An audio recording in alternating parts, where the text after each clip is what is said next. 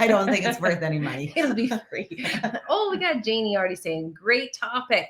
It is a great topic today. Good morning, Janie. Yes, and we are super excited about this one because we actually just got back from doing our 3-day hands-on, which was super exciting. Plus, we got to see people, which was lovely. And work with other people's horses. That is the most exciting thing, because remember, globally around the world, horses speak one language, not like humans, because humans speak a variety of different languages. And that's why we get all messed up, because they say CC and we're like, ooh, what does that mean?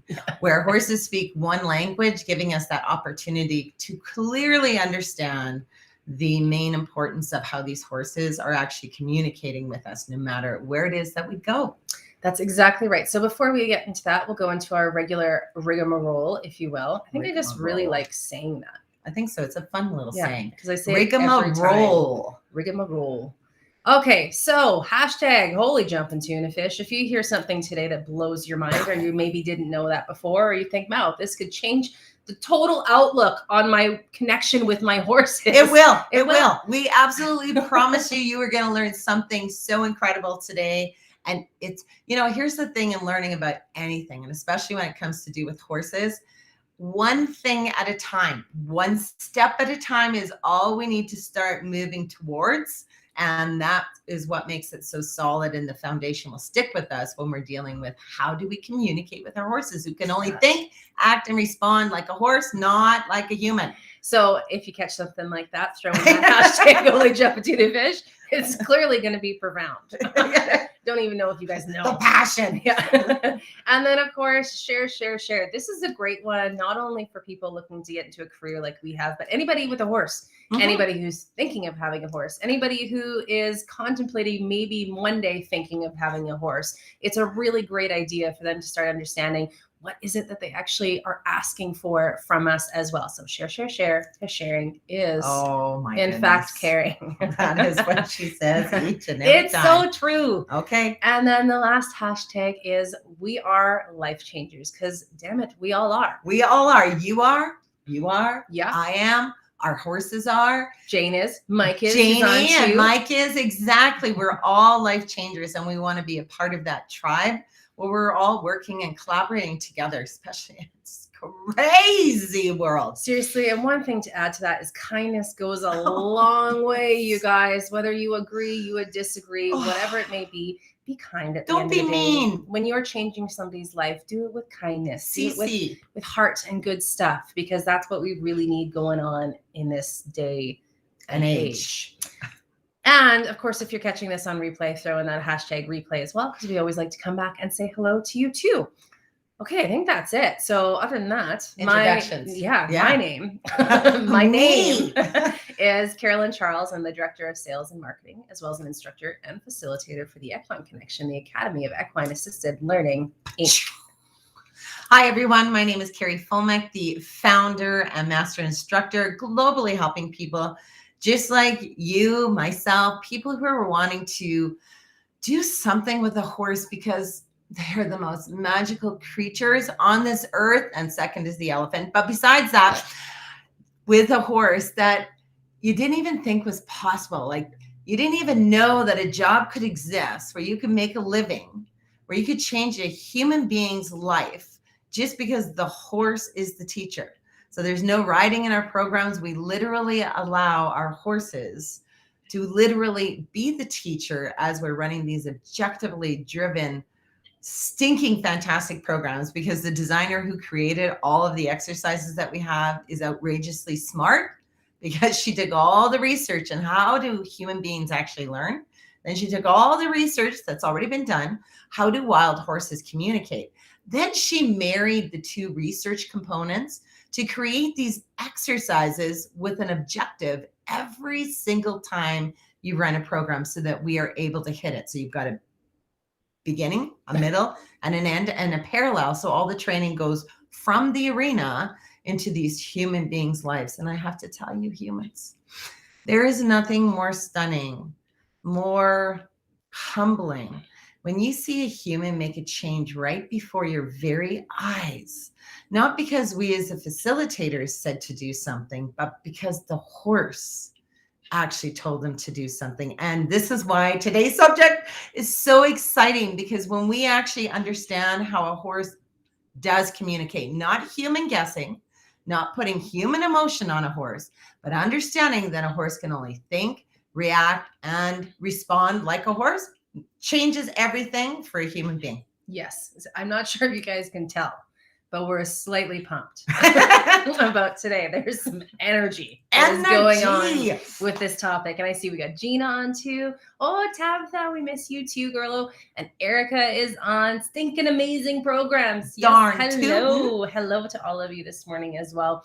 And it's interesting, even as we were doing that 3-day hands-on, we caught a lot of things like people would say, well, the horse is depressed. Or pissed off. Which, I mean, we can, as long as it matches. Yeah, we have to know what the body language is that goes with all of those pieces. And one thing that's, I think, really phenomenal about the program is that whether you're a horse person or you've never been around one before in your life, the biggest part of it is really understanding what is the whole body saying. It's not like we're just taking, okay, the ears went back for a quick second. Now, clearly, they're on a rampage and they're ready to get us all kind of thing. We have to take in the whole body of the horse and what a horse is actually capable of thinking and feeling as well, rather than going to a place where, oh, the horse doesn't like me or something like that, because they don't think like us. That way.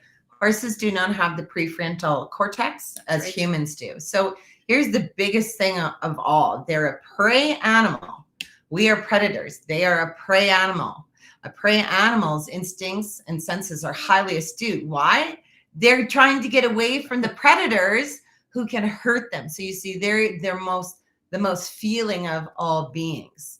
And I know this comes from Jane's actual coach. I love that saying. I think her name is Jenny as well, but she's an amazing coach. And that's what she always says as well.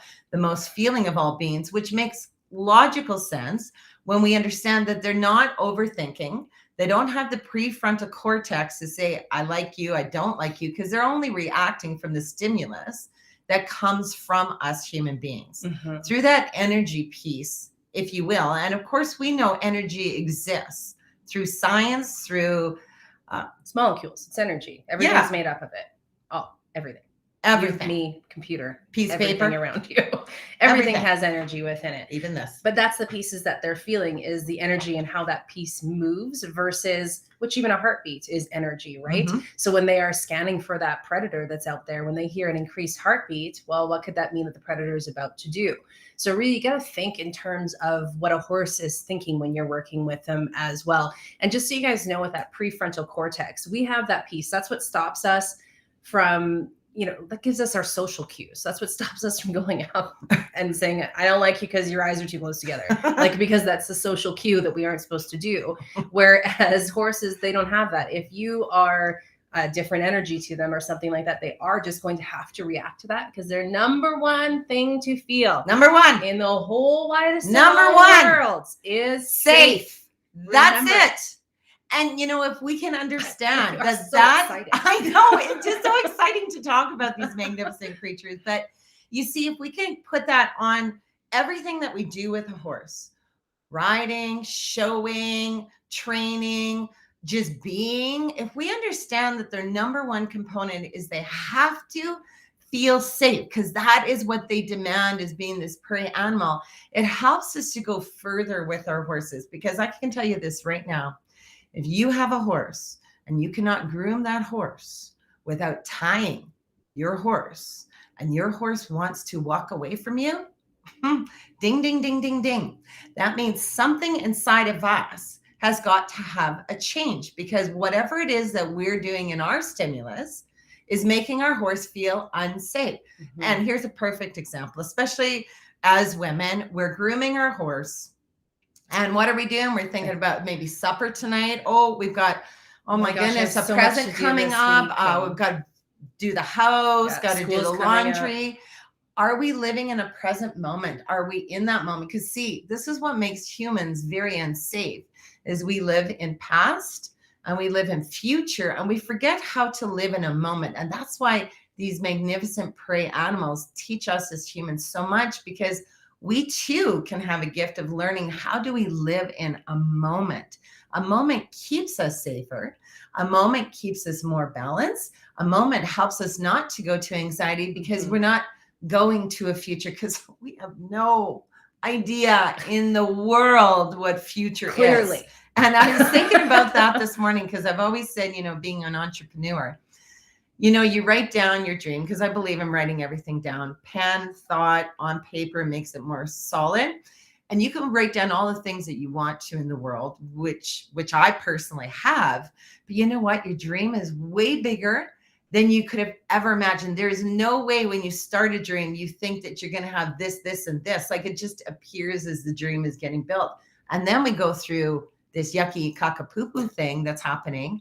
And it's like, wow, we had no control, no nothing on anything that was happening. And even where we are today, everybody got Mac trucked. Everybody. So we're on the same page in the Mac industry. Yeah. Oh, I forgot to say as well, let us know who you are and where you're from as well, because we always really, really like to know who it is that we're talking to. And today is a great day for questions. If you have something that maybe your horse does or reacts a different way or anything else like that, throw that in the comments too, because we're more than happy to get back to you on what our thoughts are on that too. You bet, sister. Yeah, but here's one thing to keep in mind is when you ask a horse a question, your horse will actually respond to the question. But you see, the problem is we as humans don't always listen with ear and eye to what it is that they're actually saying. We're more in, and not all of us, don't get me wrong, but where I grew up in our horsemanship piece, we had always learned that you always keep the horse in their space. They cannot ever come into your space. That's against the law. Like, it really was. And of course, now that we're delving in deeper into how horses communicate, that is why it's so imperative to understand wild horses. And then it's so imperative to actually watch a herd.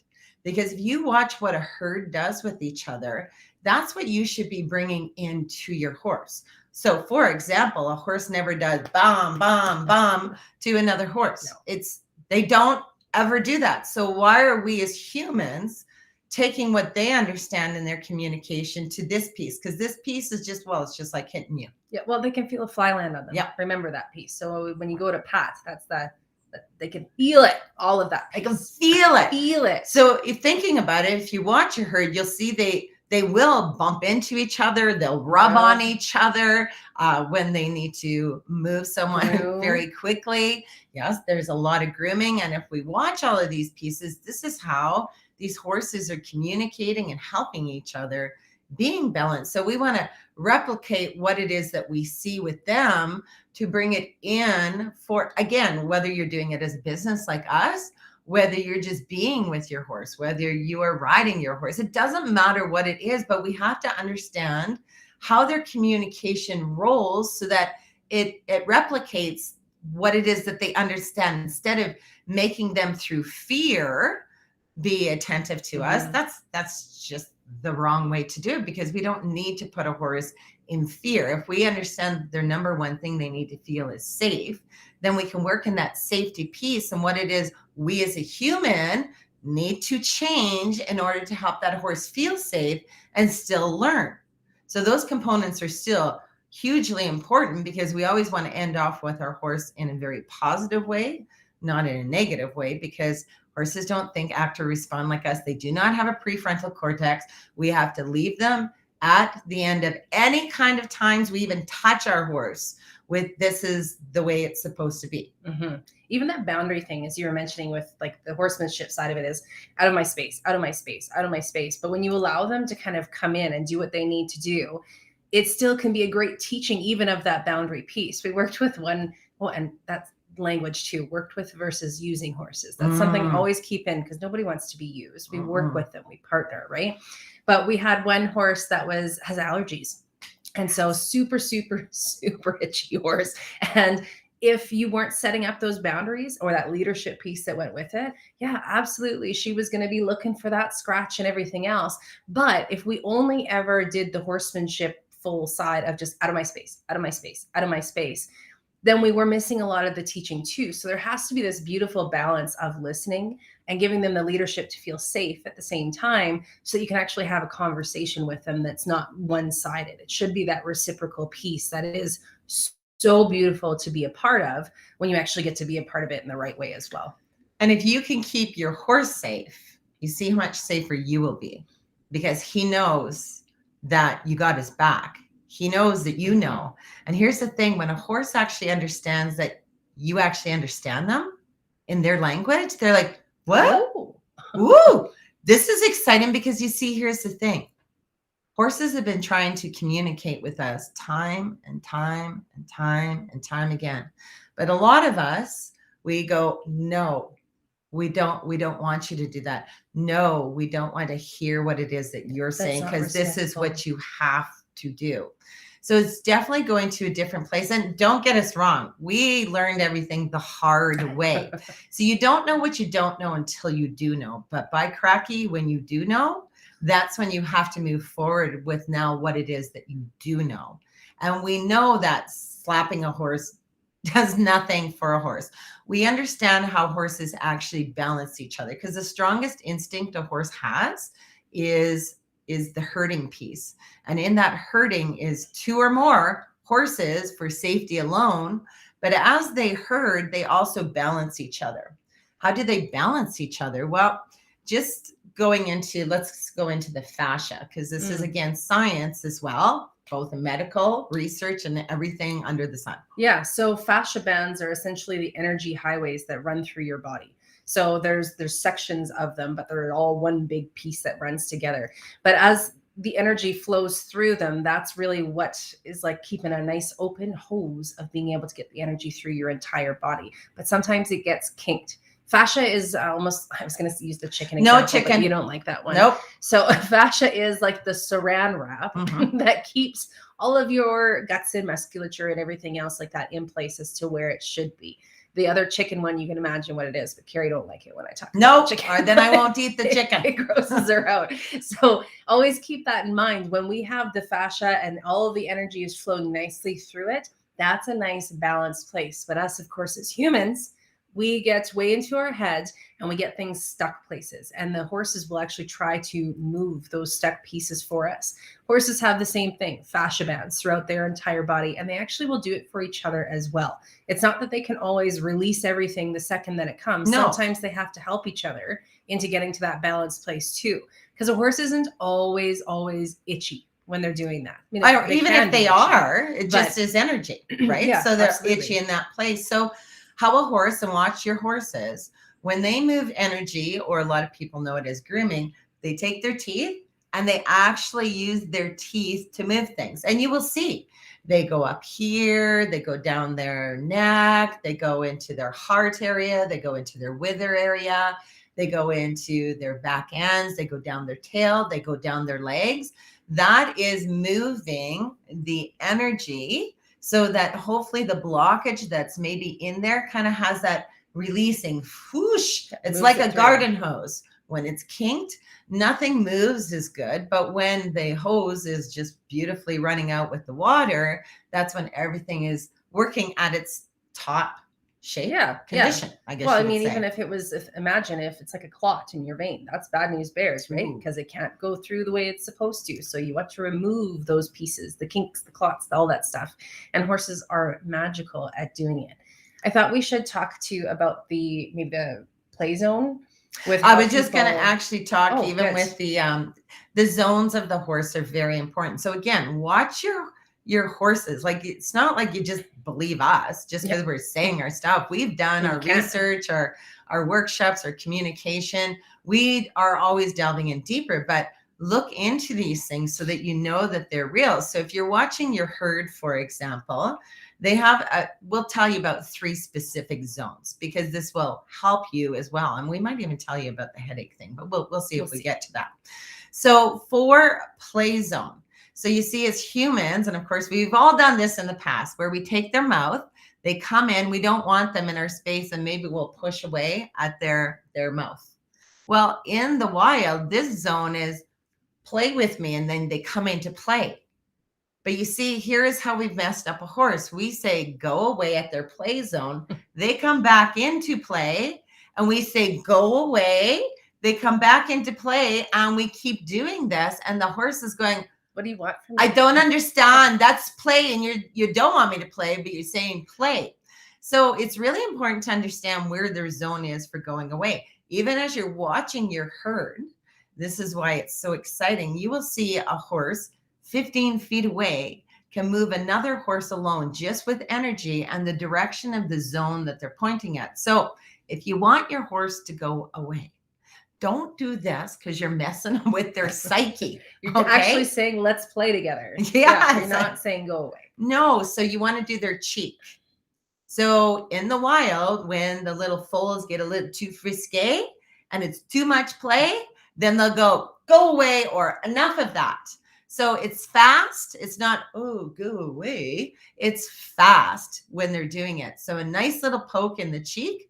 But again, horses don't even have to be together to say, get the heck, move that way. They can literally move the energy through knowing the zones on the horse, what part of their body to actually even move away. So when you're working with them, if they're coming in, please use the cheek. They're going to be, oh, I get it. Now this makes sense. I mean, they get this too.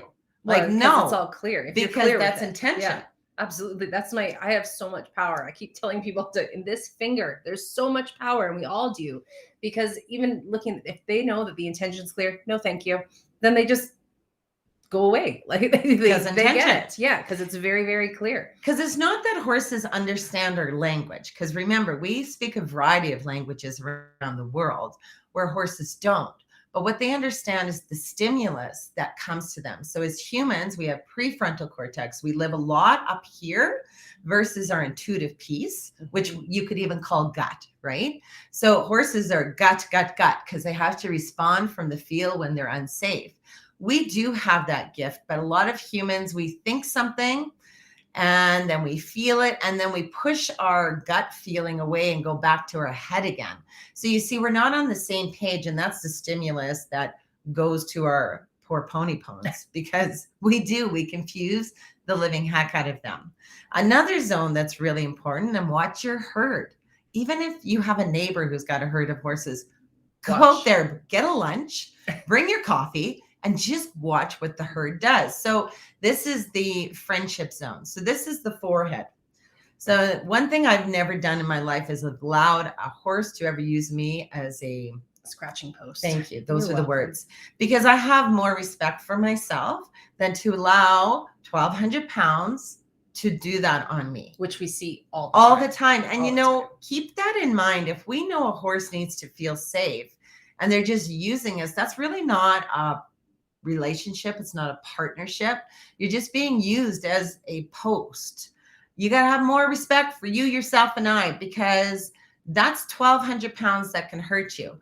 When you say there's no way you're using this little sister as a hitching post, that keeps them safer. They feel better knowing where their boundaries are. So watch your herd.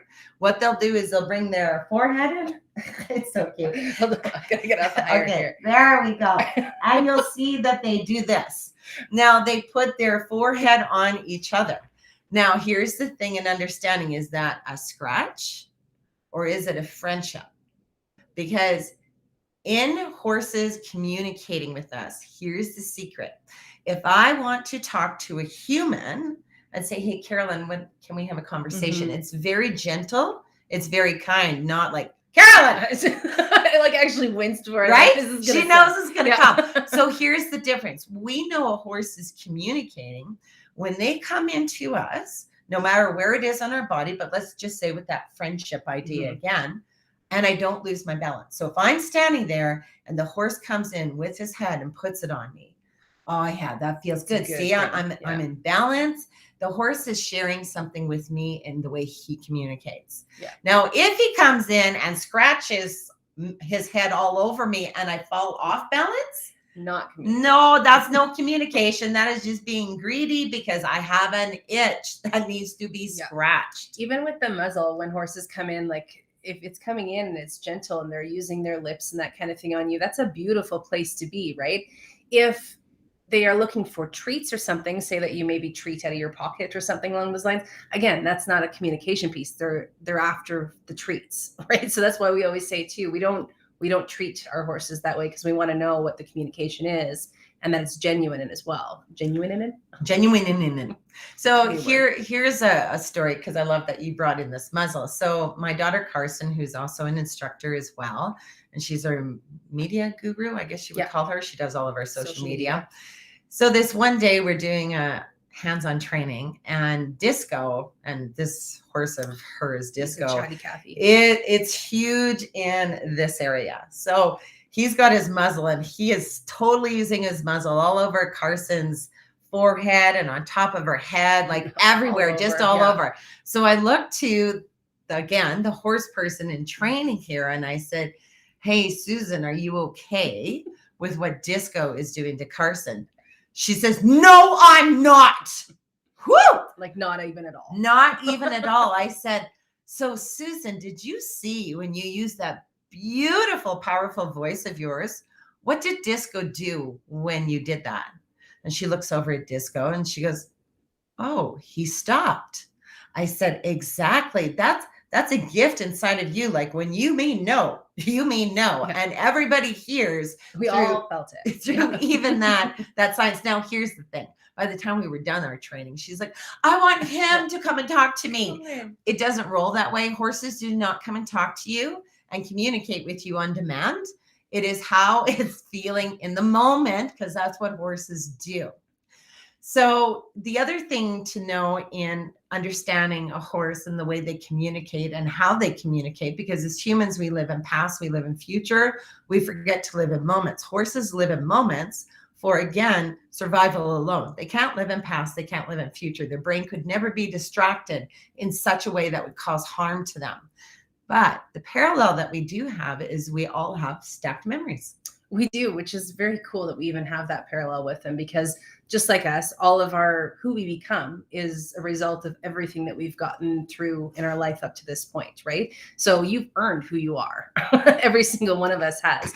But the horses are the same way. So again, they can forgive, but they don't forget in that same way as well. So they have the stacked memory.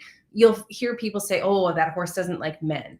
Well, you know, it could be that something else had happened in the past that they have a memory, but again, they can still gain new memories and stack memories on top of that, just like we can, to be able to get through those pieces if we're willing to work with them as well. But that stacked memory is so cool, because they learn from the second that they are born all of these different things that they keep stacking up within their brains to keep them ultimately safe at the end of the day, which, if you parallel that back to humans too, one of our main priorities, the reason we have our basic needs is, again, for safety, food, shelter, water, all of those things. To have a full belly and have shelter over our heads keeps us safe. So it's a really huge parallel that goes in between both humans and horses on that side of things as well. I like what Rach said here too. Miss you muchly. We miss you too. And love the parallels and great reminders, especially right now, to be present. So because it's so hard. And good morning, Lenore. And Regina's very happy to see you all. Thank you. But just so you know, Regina, there's just some stuff on it because I still got to go in for the surgery to get rid of the cancer. Yeah. So it still hasn't done. So it's a 5-hour surgery. So it will be interesting. But it will be done, and everything will be beautiful, because not only do we have great energy about it, but all of you I know are going to send positive stuff this way as well, right? And Brenda too, hard way, always been my way, doesn't work. It is, it works eventually. Yeah. It's just harder that way. But mixed messages are hard to follow. If you think of all of the mixed messages we give our horses, that we get from humans, yes, and then you think what they get, because they can only think a certain way, they must think that we're just out to lunch all the time. No, I love us Beautiful as humans. Creatures. With our brain, because it's creative, we can do so many different things with our brain. But oh my goodness, we have to start really understanding we've got that intuitive piece to live in our nows, to be grounded where we are in our now. Because again, we don't know what an hour from now is going to bring into our lives. So it's such a gift to be able to work and be with horses so they can help us to be in moment. So here's one thing. The next time you go out and you want to groom your horse, first of all, always groom your horse untied. Now, I know when we're doing a job, it's like, I got to get it done. That's what we got to do. It's like being a mom. Sometimes it's just, this is the way it's going to roll to get it done.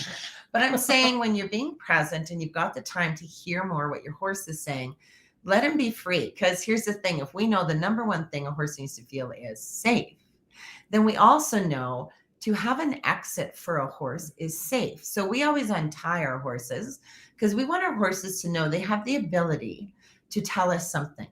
If something is off with us, we want them to either come in and tell us, or we want them to walk away. We want them to let us know it's okay that you communicate with us, because we too have to adjust on a regular basis. So go to groom your horse, be present in the moment, just groom and see what happens. Does the horse come into you? Does the horse keep going to your arm? Does it keep does the horse knock you in the, not knock you, but nibble? Nibble. I don't touch you in the hip. Like, even when they stop beside you. Yeah. See what it is that they're trying to say and be open to it. When I talk to the horses, I literally talk to the horses, and we're going to give you an example like this. And remember, we didn't know what we didn't know until we did know. And we didn't know so much. No. And we still don't know so much. I don't think we ever will. Day. They're amazing. So here we go. We are in the arena. We have our horse Disco and JR together. Now, we're very concerned about JR, and maybe some of you have heard this story, but I don't think you can hear it enough. No, you're going to hear to get it. Here's our beautiful horse, who's our brood mare. She has been with us for, I think, 12 years. But she's been getting sorer and sorer as the time goes on. So I lean down to JR and I say, is there something that we can do to help you? Now, this is the cool piece, because here's Carolyn and I together. Now, she's got that eye. You just know the pain. She's got those little wrinkles, and it's so sad. But instead of her literally doing something to us, her horse, Disco, we used to call him boyfriend, girlfriend. Yeah. They're friends. He comes and he touches my hand. And then he goes to Carolyn's hand, and then he goes and he touches JR in this area on her. Yeah. And we're like, whoa, did we just do this right? Like, did we actually hear properly? So then we said again, so JR, just to confirm, is this what we are missing? Like, do you need some help in this area? Again, now Disco comes to my hand again. Then he goes to Carolyn's, but I had my hand kind of like up on JR, like near her body. And he just literally took my whole hand and moved it and then put pressure on the back of it to put it on a specific place on her shoulder. It was mind-blowingly incredible. Like, it was surreal, because we're like, whoa, when you ask questions, you'll always get an answer, but you got to be patient enough to wait and listen, but you got to hear. They will always answer you. But if you're not prepared to hear what it is that they're going to say, that's the sad part. So anyway, so this is amazing. We're like freaking out. We could do the dance of joy when things like this happen to us. So then I call masseuse right away for JR, because we've had all kinds of treatments done on her, but we thought maybe masseuse could help her. So now I do not tell the masseuse what we have learned through Disco. Yeah, 2 reasons. We want to know what they actually come up with. And some people, if we just randomly told them the story, they'd be like, what? What do you mean that the horses are talking to you? Yeah. So we don't just share that with people. We're sharing it with you globally in our tribe.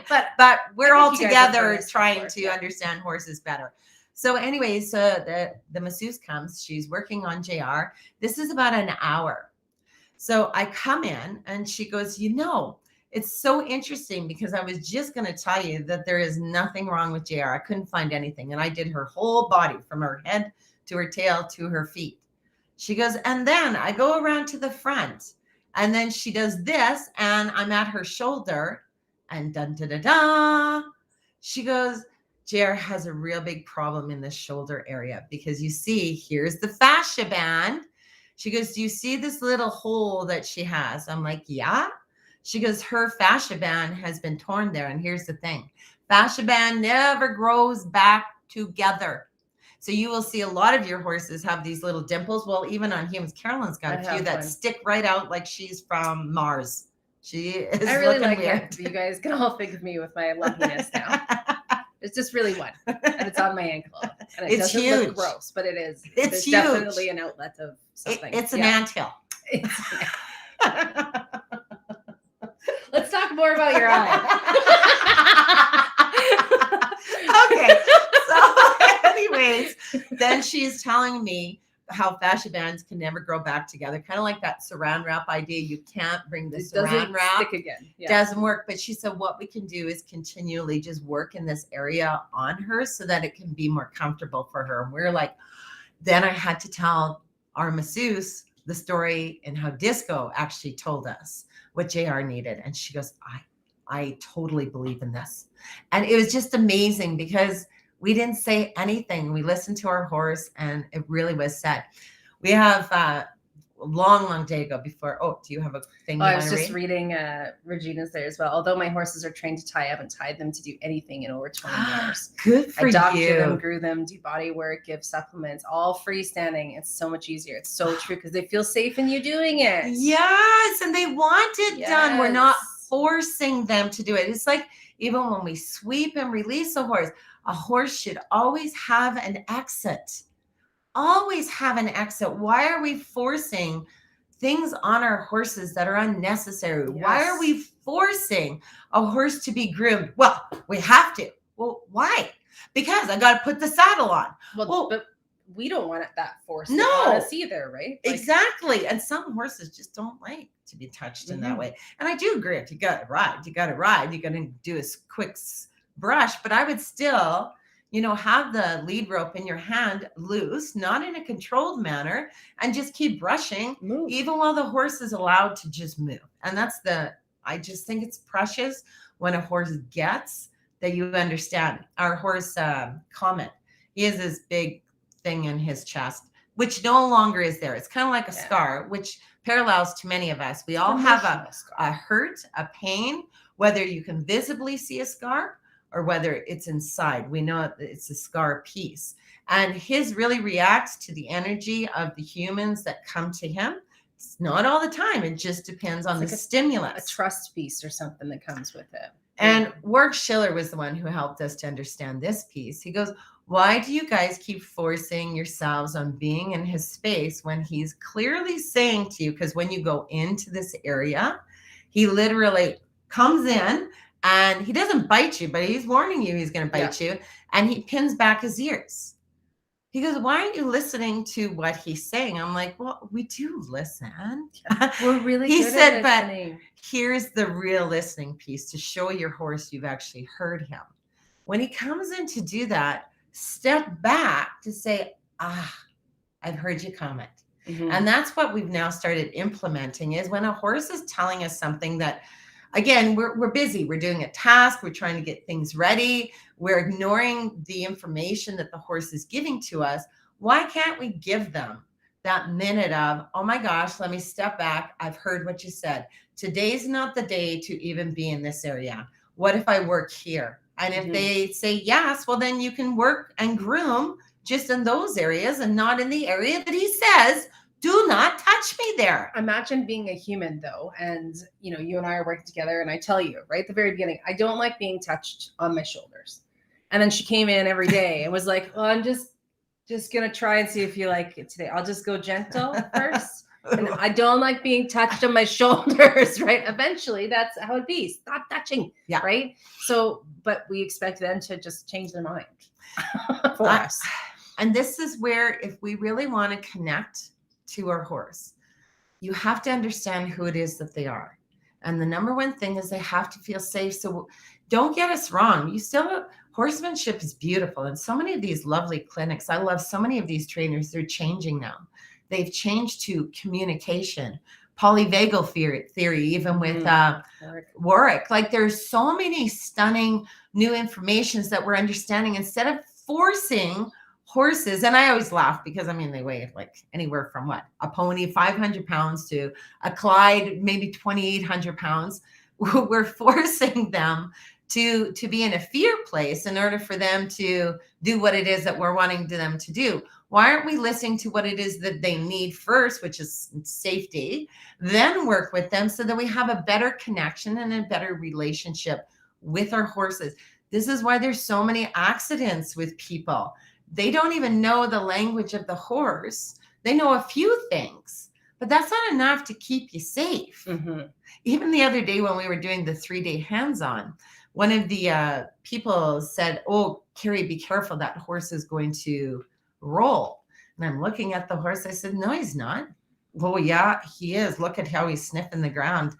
But he's not giving me the other stuff that I know goes along with a roll. So, of course, I just let him do his thing just to see. I'm always open to seeing, is this true or is it not true? Am I hearing right or am I not hearing right? And no, he did not roll. But what this horse did through our conversation, he took the information that we were having. He actually did a breathe out, and then he actually took it to the ground. That's all he did. Mm-hmm. Like, he wasn't trying to roll or do anything. It was very cool. This is a very good point too.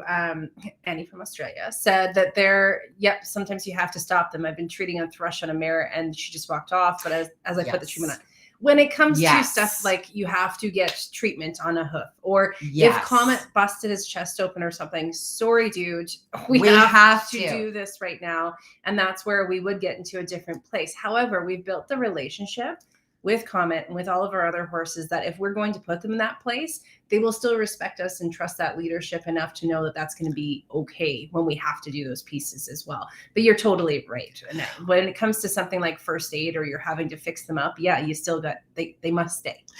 They must. And here's the thing if we know the number one thing is a horse needs to feel safe. Even when we're going in, and we know for medical things, we have to be a different kind of leader, which is a very strong leader. But through that intention and keeping them safe, we have definitely more of that relationship to be able to have them stay. Sometimes a horse who's kicking out to the side, I will definitely tie them first so that I can say, oh, we ain't getting away with this, little sister, and be able to keep doing it and doing it so that they understand today I mean business for this component, because it has to be, because we got to work on your foot. So you can't do that. So it's that continuum of still trying to do that, the safest thing we can. But we do have to do, even holding down a kid sometimes. I was just going to say, it's just like a medical procedure. Sometimes I remember I bawled my face off that I had to hold down one of my kids for a doctor in order to be able to do a cut. I forget what it was, but I cried, the kid cried, but so many tears. It had to be done because we have to help the horse to be able to get better, right? And even with raising your kids, you definitely want to let your kid be your kid. You want to hear them. You want to do all those pieces. But at some point, mom says no. No. Right? Same thing with their horses too. Mom says no now. No. So one more, I think, story to finish off with. What are you checking? I'm just reading. Oh, okay. Faye's on too. Good morning, Faye. Yes, freedom, Brenda. You're so right. That freedom is a huge piece for that. Having that ability to flight. That is huge for them. Absolutely. But then we did some loving after, so all was good. That's the way to do it. So even when we were starting out, like we told you, you don't know what you don't know until you do know. I remember I was all by myself learning how to run these objectively driven programs, learning to allow the horse to actually be a teacher instead of using all my horsemanship skills that I was trained. Like that's what I knew then, right? I would never let a horse come into the space of one of our clients. Carolyn wasn't with me at the time. She was in another city. Yeah. But so as I'm doing this all by myself, and you feel that stress, right? And here's all this stress I'm pouring out to my horses as I'm trying to get proficient in running these very successful programs. And this one day, I remember this girl, her name was Priscilla. She was a youth at risk. And I tell you, I've never seen a beautiful little human so cut. Like she cut herself all down her arms, all down her legs. And all I wanted to do was take her in my arms and hold her. But we can't do that. We cannot touch other people's kids and do those things. So, of course, our goal is to, of course, help that girl to build the skill to become stronger in her life. So she really didn't want to do any of these programs, but she fell in love with this horse, Pepper. Now, Pepper was very cool, too, because he had a very visible scar in his knee. I don't know if you call it a scar, an injury. So his knee was like this huge. Well, that's what got her attention right away. Whether she's relating to herself, that these are noticeable things on her, noticeable things on Pepper, she fell in love with this horse. So we're doing a program this one time, and Pepper, I didn't know what he was doing to Priscilla. I had no idea about fascia bands. about chakras, Even about some of the communication stuff energy, at that point. Yeah. communication. Like, I mean, I knew when I took school, when I was in grade 5, I heard about energy, but nothing retained in this human body. Okay. So Pepper is now starting to communicate with Priscilla. But again, I don't know this. All I knew was that day I listened to my gut. I didn't go here to say, Carrie, get that horse away from the human. I allowed Pepper to go in and he would use his muzzle, and he was muzzling her on her cheeks, her face, and neck, and behind her neck. So he kept doing this with the muzzle, and I was watching this. I'm like, should I stop it? And then I looked at the human, and Priscilla was laughing and smiling and laughing and smiling. And I'm like, I don't get it, but I can't stop this. For whatever is happening, this horse must do to this human. Carrie, you must allow this process. Do not wreck a moment that you do not understand. And that's when, for me, it changed everything, because that's when I knew horses are way deeper than I ever knew that they were. And that horse was trying to do something for that Priscilla. And now, if you think about it years later, what would this all be? Well, think about it. It's throat. Communication, get it out, or helping her to be able to get it out, or even having laughter in her little life. It doesn't matter. But I do have to tell you, over the course of the 13 weeks that her and Pepper were together, she would always write about him in her journal and say, I don't know how I'm ever going to survive without you, Carrie, Carolyn, and Pepper in my life. Like, it was profound moments. And this is non-horse people allowing a horse to talk to them in a different way than a horse person who's supposed to be doing it this way. And that's when everything opened too, didn't he? He gave her a bear hug, like close to the end of the program. I've never seen a horse give a bear hug. And the sun, because we have an opening very in our angelic. arena. Yeah, the sun is beaming down, and this horse is hugging this youth at risk child. And I'm like, oh, like it's the most beautiful nose thing. To belly, child in center. It was, we haven't had any horse do that with another client. Not to that extent. And that's over 15 years. So it's pretty cool. Yeah, amazing things. So no matter what, we hope we've helped open you up even just one little bit, in even just talking to your horse and having a listening. Don't tie your horse, groom them, allow them to come in and tell you something. I always say, if you get bit by your horse, there's a reason for it. You are not listening to the language, what he's saying before the bite happens. And we've done this too, because we're human. They are not human. They are not human, they are not, but they are a living being. But remember, they don't have that prefrontal cortex. So I always look, and we're not talking aggressive horses. We're talking horses that we're working with all the time. That's why we know if a horse bites us, something's off. Woo! Have we done something off? Because they've tried to tell us, but we chose as a human to not listen to that situation. Absolutely. So take a look, see what your horses do, watch a herd. And remember, the number one thing your horse needs to feel is safe. Oh, wow, we came from like safe to the end. It's safe. They're so magnificent. Feel it. Own it. So have an amazing day. The one thing I know I did not bring up is death, because I usually do. There it is, though. But I think this is why the gift of a horse and what they give to us as humans is to live in a moment. Because I do think of death on a daily basis. Why? Not because it's morbid. It's because we're all going to die. That's a given. Everything that lives dies. But because I don't know when I'm going to die, it helps me to live more in my moment versus being all ticked off and upset or wherever thinking, it is, or thinking what about too next much. Year, or what about this? Like, there's something to be said for planning ahead and doing the best we can, right? We can't always, we have that for a reason. Yeah. Right. It's good for us.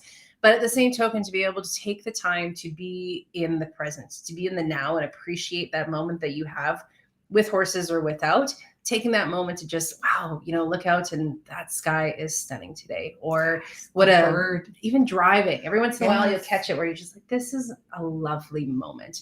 And just to appreciate all of those moments that we have and share the positive ones with others as well. That's the biggest thing about being a life changer, is in that moment, you are changing somebody else's life. And that's something to always remember as well. Exactly. Because I was going to end off with that. We are Life changers. It's exactly you, right. all of us, and our pony pons. Have an amazing day. Make it happen, because this is the gift that you were gifted